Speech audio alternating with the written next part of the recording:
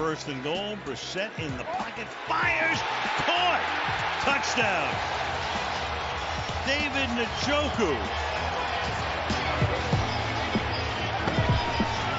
They go 71 yards, not. He's 11. Oh, this is interesting to see. Your daily sports podcast, news, narratives, takes, gambling. I am your host, Nick. And, yeah, that was the highlight. I mean, no, there was perhaps the catch of the year from the Steelers. George Pickens. We'll play it right now if you want to see it, but oh my goodness, what a weird game that was. Welcome to the show. It's Football Friday. We have nuclear war in this episode. We have Miguel Cabrera being a good guy. And we've got picks against the spread and picks in college and football. Football. We are going to begin today. Should we play the clip? Let's see if we can find the catch. It should be like right around here. Is that it right there? Watch this shit, man. Top 10 catch of all time. Certainly the last couple of years. Watch this. Whoop. You can watch on YouTube. You can watch on Spotify. Now, when they show the replay, if they show the replay, YouTube would be good guys about this. And look, watch this catch. Look at him. He's jumping, one hand on the ball, insane. People are like, is it as good as the Odell catch? Kind of, not quite. It's certainly not as important because it wasn't for a touchdown. Okay, let's move on. Enormous news dropped yesterday, bright and early in the morning. I didn't report it because it was kind of weird and rumory, but now we can confirm. The Boston Celtics head basketball coach has been suspended for the entire 2022-2023 season, effective immediately. Ask me why. It's because he banged someone who he is the boss of. Now, usually people who are that good at sports stuff, he is the head coach of a team that almost won the NBA Finals. Usually people that are that good at sports stuff don't get suspended like this, and certainly not by their own organization. Remember Aaron Donald tried to kill people with his own two helmets, and the Rams were like, yeah, we talked to him. And then Deshaun Watson committed sexual assault on like somewhere between like dozens to like 100 people, and everyone was like, yeah, 11 games. Udoka is going to miss the entire season, and it's for a consensual sexual relationship. So either A, she is alleging that there's a power dynamic, or she's pissed. Even if it was consensual, I think she still could be like, yeah, I've decided that this is now fucked up.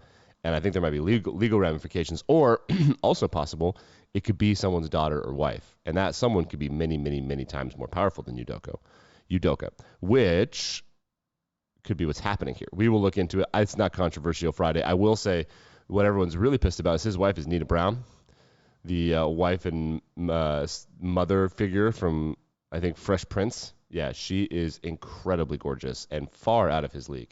So everyone's like, hey, bud, what you doing? Okay, let's move on. We talked about nuclear war, huh?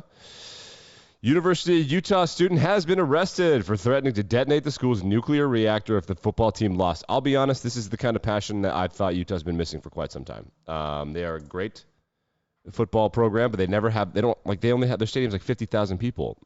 This is the exact kind of thing that they need.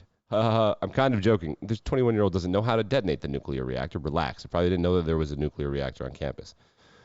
The threat was posted to Yik Yak, which is the real story here, that Yik Yak is back. It was an app that is essentially Twitter, but it's just perpetually anonymous. And apparently, I don't know how they found the Yik Yak person, but then they professed and they were arrested. And it's like, it's not funny.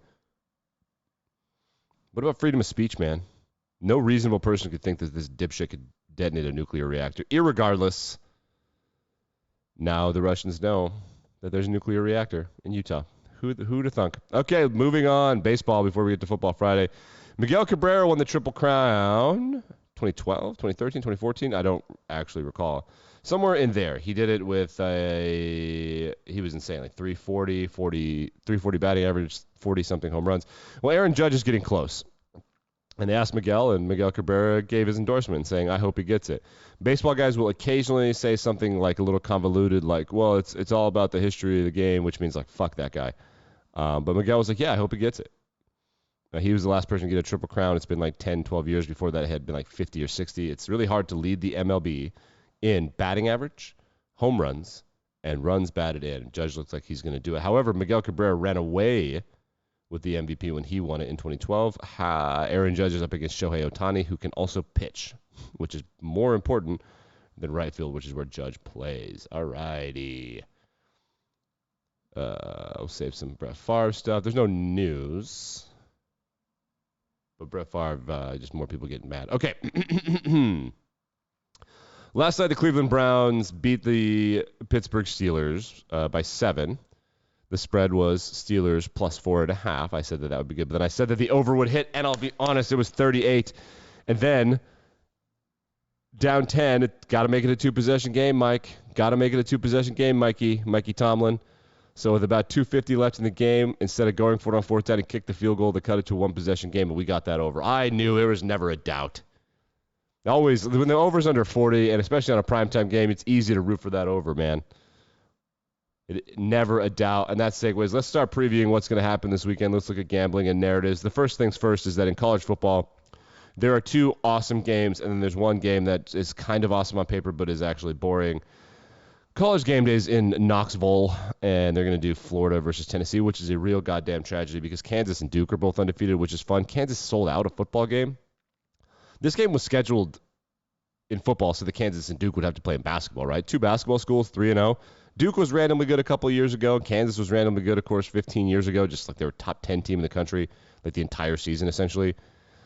It was really exciting. But the game that I'm most upset didn't get college game day is Wake Forest-Clemson. Wake proved it all last year that they're a top 25 team in this country. This is the biggest home game probably in the history of the program. I don't know Wake Forest football, but I highly doubt that they've ever been this good for this long. This is a basketball school, and it's a tiny little school. I actually live in Winston-Salem, so that would be fun for me. And the kid has stayed right here in North Carolina. But the school is tiny, so I think they're worried about the turnout and the SEC and blah, blah, blah. But Clemson is the best team on their schedule. They got NFL stars all over the place. Wake Forest trying to win the ACC and go to the ACC championship for the second year in a row. They've been good for like 15 weeks in a row. How does college game day? What are we doing? I feel zero remorse for the collapse of college game day. Michigan's non-conference schedule continues when they play Maryland. Be wary of this game. It's crabbing season. The game is not in Maryland, but it is crabbing season. Be alert. Okay, Duke is on the road at Kansas. They are underdogs. 7.5-point underdogs. Other interesting games, of course. Well, we had a game last night, right? Did I ever check the score of that? West Virginia, Virginia Tech. Oh, Google has really gotten annoying. Virginia Tech football. Yikes. 33-10 to West Virginia. And didn't Virginia Tech also lose to Old Dominion? Bruh. Yikes. There's nothing really to talk about right there. There's two programs that are really doing their best to defibrillate things. Okay. If you're going to gamble, I got a couple picks for you. First pick is that Florida is a 10.5-point underdog on the road to Tennessee. That's laughable. They're probably going to win that game. They just own Tennessee. I know there's a new coach. I don't give a shit. I mean, college football, the best thing about college football is sometimes narratives do get into the kids' heads, and it happens. There's no chance Notre Dame goes on the road and loses to North Carolina. Oh, don't jinx it. North Carolina has the worst defense I've ever seen with my eyes. App State dropped 61 on them. 61. App State's a good team. They are. The problem with Notre Dame is that the head coach didn't get a quarterback to transfer there, and that they're like not tough and they can't throw. Like there's not an elite team, and they're not going to be until either they get a new head coach or they get a quarterback and receivers. But North Carolina can't play defense. Notre Dame is going to annihilate them.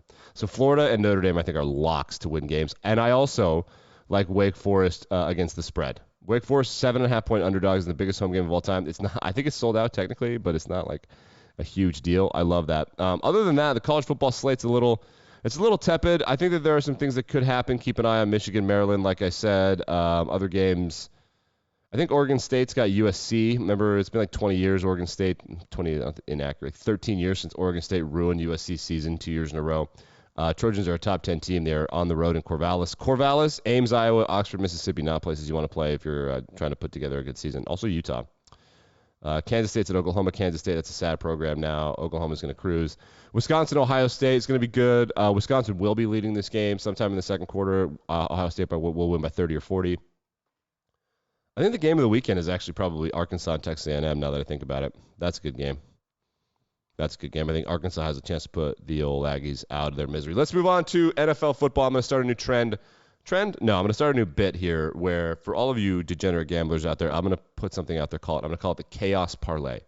The chaos parlay is in the NFL going to be 2 or 3 bets that you can parlay if your goal is to root for everything to melt down, for people to lose their jobs, for the narratives to just explode upon themselves. Okay, so the craziest things that could happen this weekend, in my opinion, here we'll get to the chaos parlay, but there are some things to pay attention to. We have ayahuasca versus plastic surgery in Green Bay versus Tampa Bay. There are physicians, and multiple of them, that are looking at Tom Brady's face, and they're like, this is either bad surgery, extreme anxiety and depression, or someone in his life should be like, we need to go look at your blood and your white blood cell count because there are cancers that present this way. He looks fucking bad. Aaron Rodgers wants to get high. He doesn't seem there. Tampa's 2-0, right? Are they 2-0? I actually don't know. Shoot. Tampa Bucks. I think they're 2-0, but they're playing each other this weekend. Yes, because they beat the Cowboys in that game that everyone. That's why I don't remember, because I went to bed like an adult. God, that game sucked, the first Sunday Night Football game. So they're 2-0. The Packers are 1-1. If the Packers fall to 1-2, that's some chaos. Other things happening this weekend to pay attention to. Lovie Smith makes his return to Chicago to coach the Texans against the Bears. The Bears are favored in that game. We will get to that later. And the Lions and the Vikings are going to play. So the Lions, Vikings, and Commanders kind of had a weird round-robin tournament. Vikings play the Eagles and the Lions in weeks 2 and 3. The Lions are going to play the Vikings and the Eagles and the Commanders in weeks 1, 2, and 3. And the Eagles are going to play the Lions, Commanders, and the Vikings in weeks 1, 2, and 3. So they're all playing each other. So we could come out of this with, if Detroit wins against Minnesota, we could come out in a situation where, oh my God, Detroit's really good, and holy fuck, that means Philly is insanely good, which I think can absolutely happen. Matt Rule is hosting the New Orleans Saints. Saints are not that great. The Panthers are a couple point underdogs at home, and remember, Vegas gives 2 or 3 when you're at home for home field advantage. That means that the Panthers are garbage, and I think this could be Matt Rule's last game as a head coach in the NFL. If they start 0-3, I think it'll be time for a change, and it's going to be nasty. The game of the weekend that everyone is talking about is Buffalo and Miami. The Miami Dolphins have started 2-0. Their offense looks crazy. They had their big comeback win against the Ravens with Tua Tagovailoa. It was the best quarterback anybody's ever seen. Jalen Waddle and Tyreek Hill are home run hitters, but Josh Allen and the Bills defense has not had a blemish. They have not made a mistake as a group since week 16 of the NFL season last year. They've played essentially perfect football. The Miami Dolphins defense is not capable of stopping them. The over-under in this game is 52.5. I think that might be a little generous. Mike McDaniel is also a genius. The Bills are not built to stop the run. The Dolphins don't have an elite offensive line. The Bills rush the passer. The Dolphins rush the passer. It's just going to be haymakers. There's two boxers who are not they have a couple weaknesses, but they're just going to hit each other in the face. I think it's entirely possible that the Dolphins try to run the ball on the Bills. Everything about this game. The Bills are favored by 5.5 points, right? Over under 52.5. I hate all of this. I don't have a read on it. I think that the Dolphins could easily win. I think the Bills can win by 30. I have no idea. But I do think that Chase Edmonds, the running back, is going to rush for over 33.5 yards. Okay, so let's get to some of my bets, and this is just thoughts that I see on the board. All of the favorites this weekend, I hate them, except for one, Kansas City. Kansas City is favored by 5.5 on the road against the Colts. The Colts are garbage. I told you. We've been on it. I've been telling you people to tell all your friends the Colts suck. They suck.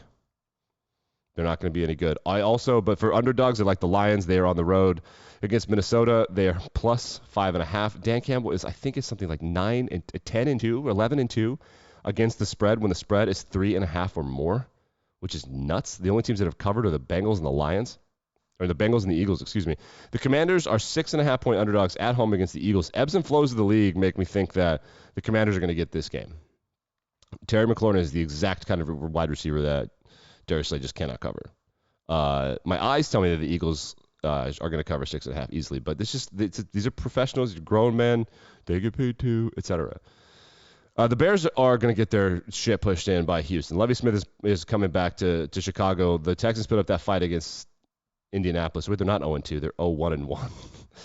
And Houston also 0-1-1. They gave the Broncos everything that they could want. They're well coached. They're not aggressive. The Bears, I think that the Texans are going to smash the Bears. They are underdogs on the road. Otherwise, I would say they're going to cover whatever the spread is. I don't care. I also like the Jets to cover against the Bengals. The Bengals are favored by 6. Sums up, Joe Burrow's been hanging in the pocket, man. They're sniffing their own farts, and their coach is bad. And the Jets are tough. Joe Flacco, that comeback, the Jets they have a little bit of momentum. The other underdog I like, and I might actually try to bet on these guys to just win the game. We're on the Jags here on this podcast. This is a Jags podcast. They beat the Colts 24-0. Shutouts and multi-touchdown wins in the National Football League are not things that happen. You got to really want it to get shut out. And that's Matt Ryan and Jonathan Taylor and Quentin Nelson, and they got shut the fuck out. Doug Peterson is a good football coach. And I think that Brandon Staley is a bad football coach. That Jacksonville crowd, or it's the LA Chargers crowd, which is not a real thing. Brandon Staley's in his own head. Jacksonville's got pass rushers. Justin Herbert may or may not be 100%. That's a lock. I'm locking up the Jags to cover the spread. That's a lock.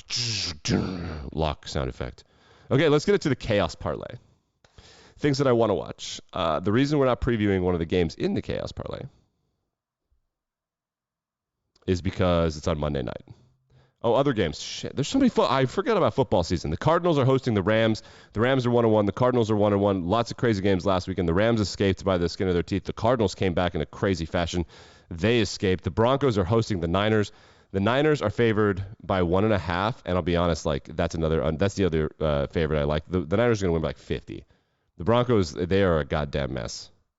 That coach sucks. Okay, so chaos parlay.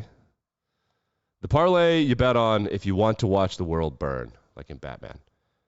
I want the Lions to cover against Minnesota. I want them to win against Minnesota, but this is a parlay. We got to be reasonable. Because if they beat Minnesota, and we are in a situation where the Lions and the Eagles are like, uh-oh, I want the Cardinals to beat or cover. We got Cardinals plus 3.5 against the Rams. If the Rams start 1-2 with a healthy Stafford, Jalen Ramsey, and Aaron Donald, holy shit. Lions, Minnesota, Cardinals over the Rams, and the most chaotic thing that can happen would be on Monday night. If the Giants beat the Cowboys, and I believe the Giants are 1-point underdogs. If the Giants beat the Cowboys, and the New York Football Giants start the season 3-0, now there's a long season, 17 games. They could easily lose 12 more games. And this could be a disaster. If they muscle over the Cowboys, who are going to play Cooper Rush at quarterback, the Giants will start 3-0 and could make the playoffs in the NFC. The Giants and the Lions, they play I don't know, I think in a month and a half, 2 months. Could you imagine that being a 7-1 versus 8-0 team? Oh my God. I don't think that's going to happen. But 3-0 start and you bury the Cowboys. You put the Cowboys at 1-2 on the season with losses to the Giants and the Bucks. Cowboys are done. Lions, Cardinals, Giants. That's my chaos parlay. And I appreciate all of you for indulging me. Big narratives in college football this weekend. It's the Tennessee-Florida game, man. I think Florida's going to kill them. Sometimes it's exactly what it seems like. Sometimes it's chaotic. I don't know. But keep an eye on that Maryland-Michigan game. You never know with that Maryland group. Someone feed those boys some crabs. We'll be back and better than ever on Monday. Hope you win your bets. Hope you enjoy the first weekend of fall. Get yourself a pumpkin spice latte. Whatever. I'm out of here. Goodbye.